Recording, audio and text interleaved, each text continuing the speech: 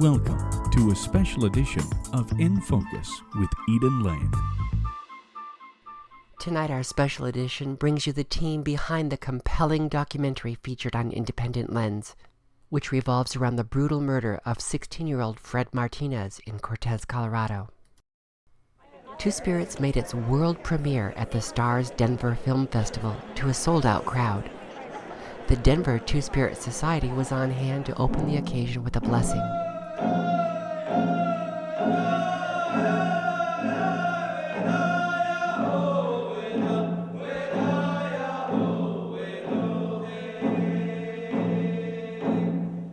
The post-screening reception was co-sponsored by the Matthew Shepard Foundation, and I caught up with their executive director, Jason Marsden.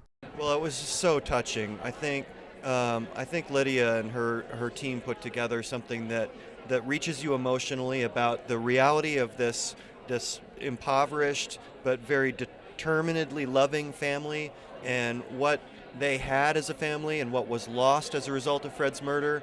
I think it was a glimpse into the multicultural environment of Cortez, Colorado, with both Anglo and Hispanic and multiple Native American cultures converging. And you see the mother's love for her child, which is undiminished by the years since he was taken from her. And you see the determination of both the local community, people who knew Fred, and the national lesbian and gay community to come together to try to make sure justice was done in the case and that his memory is not forgotten and that what lessons can be learned from his murder continue to be propagated and spread to the wider world so that, to the greatest extent possible, this sort of thing can be prevented from happening again. We had a chance to sit down before the premiere of your film, and today we got to sit in a sold-out audience and watch your film be shown in public for the first time. How does that feel? It was remarkable to look out from the stage and see a packed house and to feel the warm reception. It was just incredible, Eden. It was amazing. The audience's response to Pauline Mitchell, Fred's mother, was particularly moving. People instantly jumped to their feet when Pauline was. I think people were expressing their sense that she's what she's sacrificed in the loss of her son, but what she's done to try to make something meaningful out of her loss, her tragedy, and to turn Fred's life into something. The legacy will be something that I know Paula and all of us will be very proud of in terms of how the film moves his simple life and story forward. Members of the Two Spirit Society and Fred's mom, Pauline, shared their thoughts. What did it feel like to watch it in front of a large audience like this? For me, it just was so heartwarming, and so because it's close to me and I'm close to both of us. It's her son, and it's from the same culture, and I was in the same community. I'm from that same area. How was it that you were able to share your story with filmmakers that you didn't know before? How did you find the strength to do that? I just felt like I need to get this out for Fred. I gotta do this for Fred because this was Fred's dream that he always wanted to be popular, and so I thought it's got to get out there. I gotta get myself together and do something for him that will make him happy. The film is about that they would learn to love their kids more and love people that are out there that are going through stuff like that, would be able to help one another. I guess our big fight is trying to keep this between the traditionalists and the Christians, because when the reservations were created, the government gave each reservation to a certain church and they ran it, and you had to go to that church, you had to get baptized or whatever, or you didn't get your rations, or you were put in jail, if you didn't send your kids to their school and all that. So that's been handed down through our parents, our grandparents. They've handed that down. So that is a big fight that we have, is how traditional is your family going to be? Are they going to follow all traditions? Like some people say they're traditional, but then they don't honor the Two-Spirit tradition, and it's because of that Christian influence they have. So I think that's the big fight that we face today. Away from the buzz of the festival, I sat down with the director, the producer, and two of the subjects to learn more about Two Spirits. Two Spirits is the name of the film because it reflects the Two-Spirit tradition, which is covered in the film. So it's a honorific mention of that. It also refers in a poetical way to who Fred saw himself as, someone who was a boy and also a girl. And then there's also another reading of the phrase, he was so close to his mother. They are so incredibly connected in life and in death that it also gently references that as well. Now, you touched on this was a part of the tradition or part of the culture of Native American thought process. Can someone explain to me what that means and how that might differ from a modern day LGBT sensibility or lesbian, gay, bisexual, and transgender sensibility? Well, I think I could talk a little bit about that. In the 225 existing languages that are still spoken in the United States, native languages, probably the majority have words that describe genders that color outside the lines of a two-gender system, which is common in Western societies for the last 500 or 1,000 years. And in the native communities and cultures, we have traditions that really point to an acceptance and tolerance and respect for all people, women in leadership, people who would now be referred to as GLBT. That's kind of what it refers to. And it's the basis upon which Fred emerged in his life. Many of the Native American traditions did not force a binary. One didn't have to choose male or female. Am I understanding correctly? It varies. It's true what you just said, and there are endless variations if you look at 400, 500, 600 different cultures in Central North America. Yeah. Now, the incident that you're documenting took place in Cortez, Colorado. This really didn't necessarily get the kind of attention outside of Colorado that a similar incident just a few years earlier got with Matthew Shepard's beating in Wyoming. How would you explain the differences between the kind of attention? Well, I was involved in both, the aftermath of both of the murders, and it was striking. I mean, the Matthew Shepard murder prompted hundreds of vigils around the country by people in the LGBT community and our allies.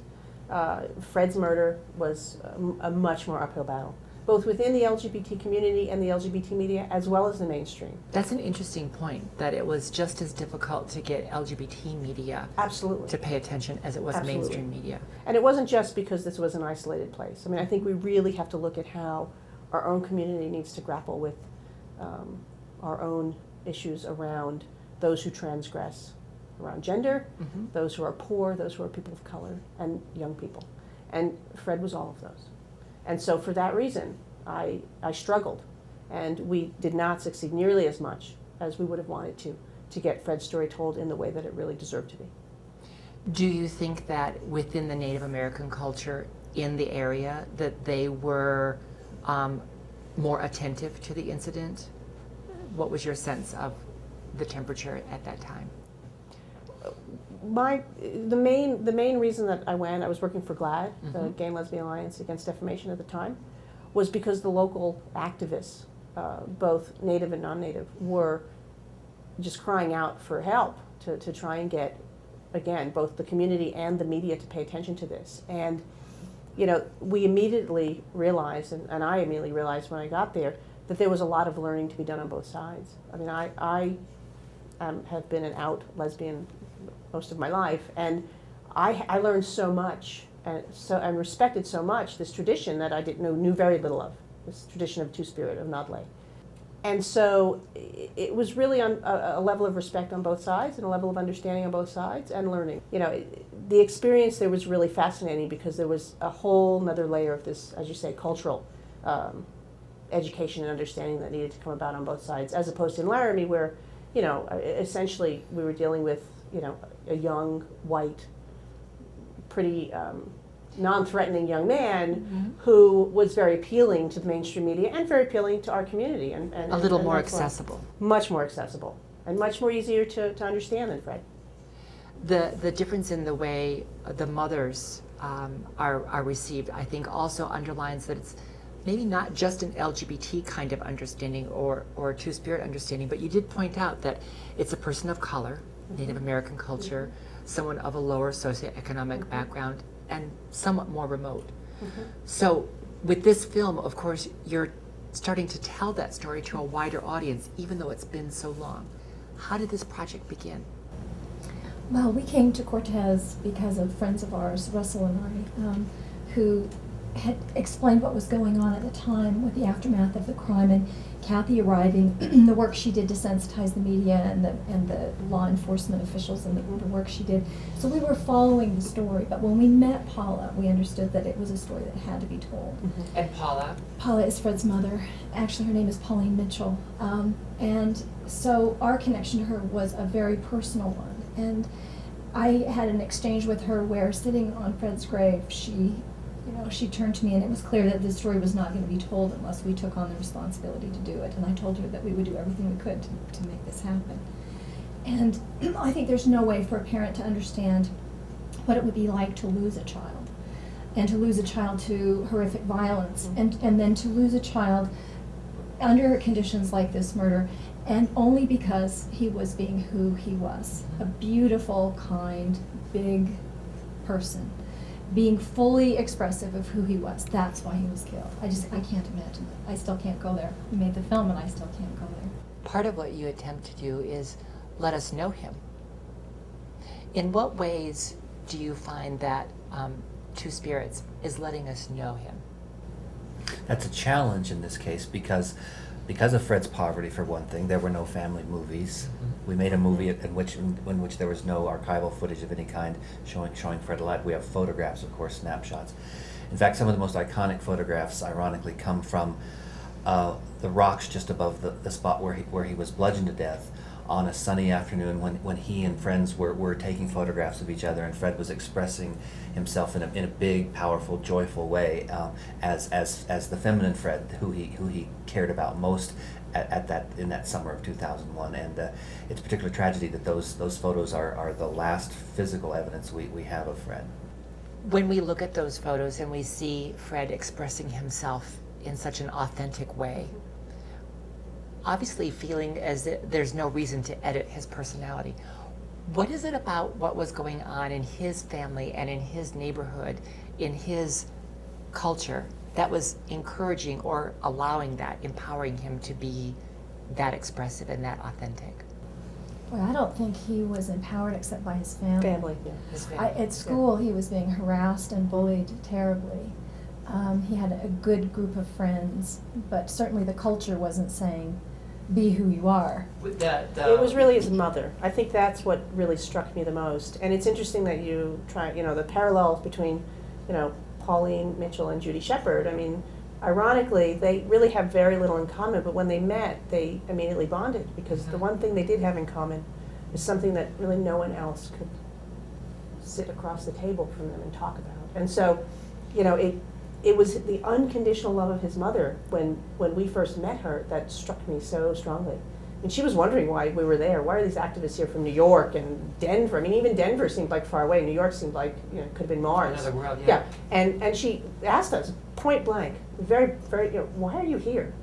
And, we could have said, well, we work for these activist organizations and we're here. And we ended up in the presence of this really amazing mom, just telling our stories, our own stories. I talked about being bullied in middle school, because I am pretty non-gender conforming myself, and I could identify with what Fred was going through. And another person who's an anti-violence activist told her story of dealing with violent acts against LGBT people every day, and just, we all want this to stop happening. That's why we were here. And then she understood, and she said to us, no matter what happens, no matter what you see in the media, understand that I loved my son exactly as he was. And isn't that what we want all parents to feel about their children, no matter who their children are? That seems to be the access point, really, for this film, is that most parents, not all parents, but most parents can understand that, loving your child irrespective of how they express themselves, or at least many parents.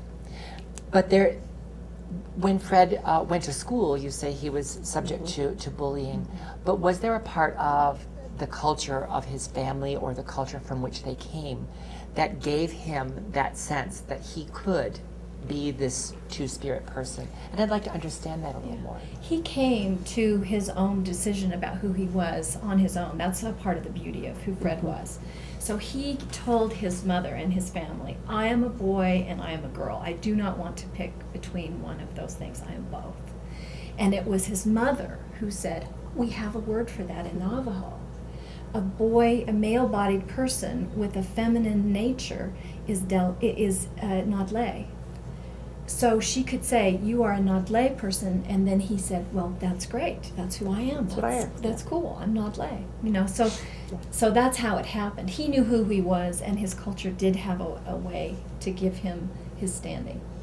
And I think also that one of the things that we've seen over the past 20 or 30 years that we have been doing cultural and spiritual organizing in the GLBT Native communities, we recognize that a lot of the information about this tradition, these spiritual practices, these social constructs, these values, they are so powerful that elders and medicine people and community leaders, even when they did not feel that it was safe to rehearse and recite and integrate or reintegrate these traditions into the fabric of everyday community life, everyday family life.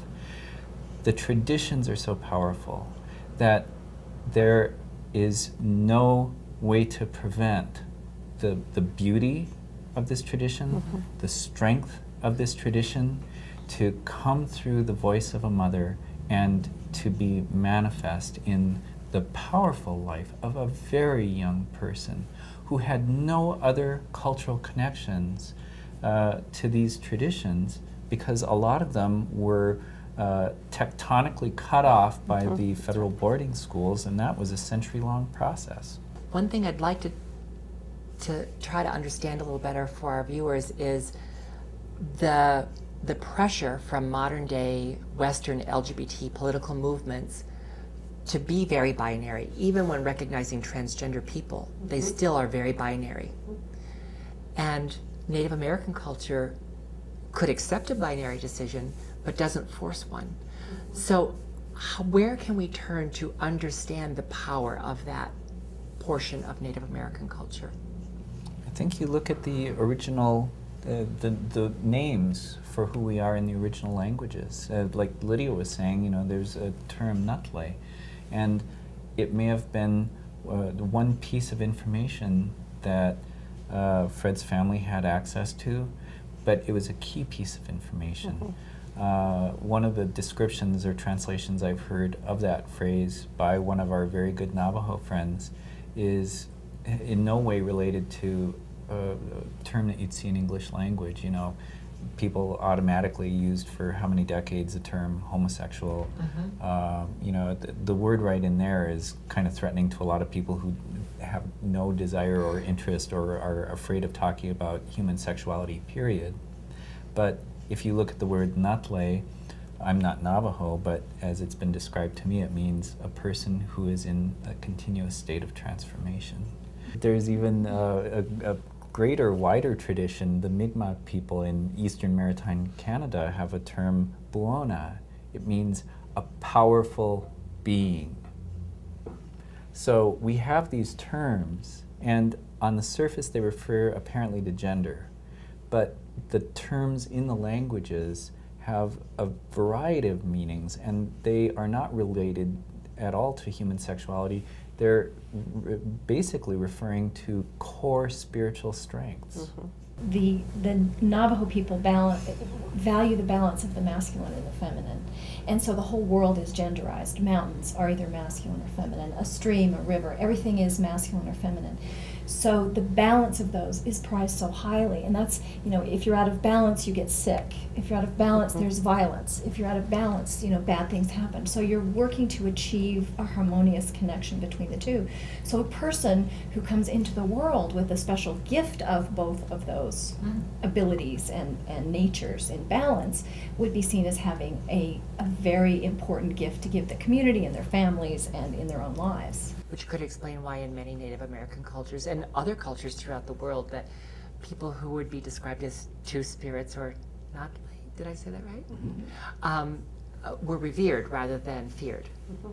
What tradition or tribe or nation do you come from?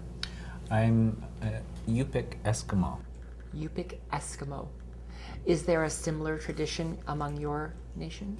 We say Angun for man, Aranak for woman, Aranarwak for means basically as if a woman. It's a feminine male, and Angutmok, which means a very strong, a masculine woman. With the demise of so many newspapers and televised journalism being reduced and receding so much, often it's documentaries that have become our investigative reporting. Do you feel that as a documentary filmmaker? I do. The role of a documentarian, I think, is to tell the truth and to do it as artfully as possible so that the piece of work itself can stand and find an audience. So I think the challenge for us as filmmakers was to create a film that could work as a film and that also supported the cause, the reason for the film to be, which is to raise this kind of awareness and to get this kind of discussion going. It doesn't seem to be limited to just a discussion about LGBT issues or two-spirit issues. It's also about preserving an awareness or spreading an awareness of Native American cultures and traditions. Is that difficult? Well, I think we wanted to make sure that the people in the film were carefully chosen to reflect the kinds of things that the Two-Spirit community, or communities, there were many, wanted to say about themselves. So we wanted to turn the camera on people like Richard LaFortune and Wesley Thomas, scholars, people with great experience, with a lot to say, and to also invite that conversation. But we also wanted to extend it in another way, so that there isn't a kind of tacit encouragement in the film for people to start running around calling themselves Two-Spirit. Right. So there's a reference to European history very deliberately placed in the film as a way to suggest to people, if this is not your cultural heritage, you can respect and learn from what you see, but you also have to find your own history or create your own new understanding without a bunch of white people running around calling themselves Two-Spirit, which is not what we want to have happen. Right. When people come to see this film, well, first of all, it's the world premiere here at the Denver Starz Film Festival. How exciting that you're able to do that right here in Colorado, in the backyard of his family. What's next for this project? A film like this requires a whole community getting together. It requires word of mouth, advocacy, help, support from many places. And so this feels like the first leg of the marathon, and now we start the next phase. So we are all going to work together to make sure that the film is seen around the world and that its messages are felt, that we get the largest audience as possible for the film. And that's where we go next. From the moment I met Lydia and Russell, I understood that this film was being created in just the way that she said, to tell a story and be done in an artful way, but that it was also a vehicle for conversation and discussion and thought. And it creates the opportunity for anyone, no matter where they fall on any spectrum, to say, I never really thought about it that way. That people don't need to be put in a particular box. And so we can learn from this tradition and apply it to our everyday lives and be able to talk about these issues in an entirely different way. And there is, I think, an integrative analysis to all of this. Like everyone's been saying, there are anti-violence issues, there's suicidality. We have very, very high suicide rates for Native GLBT youth. Native people have one of the highest demographics for suicidality, attempted and successful. We have very high levels of violence toward Native people, violence toward GLBT Native people.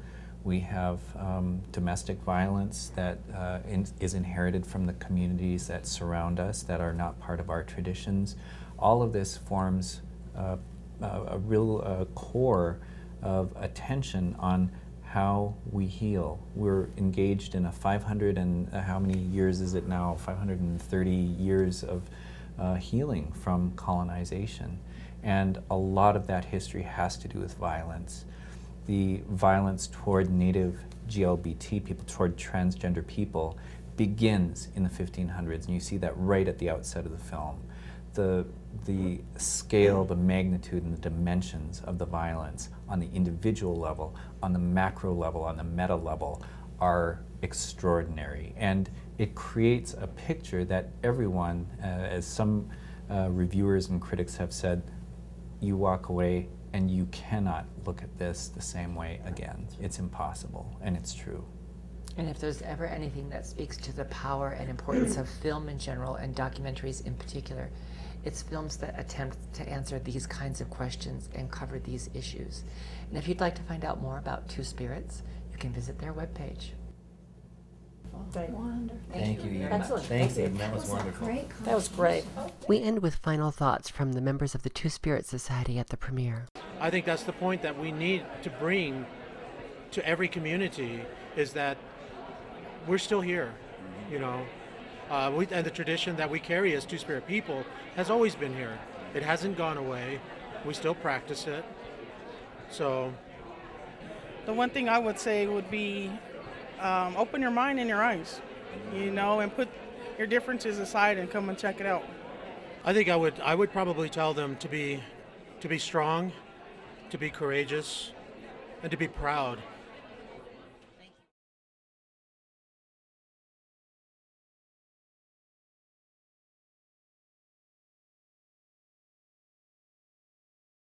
That's all for this edition. Remember to join us on Facebook and Twitter. With all that Colorado has to offer, we're here to help you keep it in focus. Thanks for watching. Good night.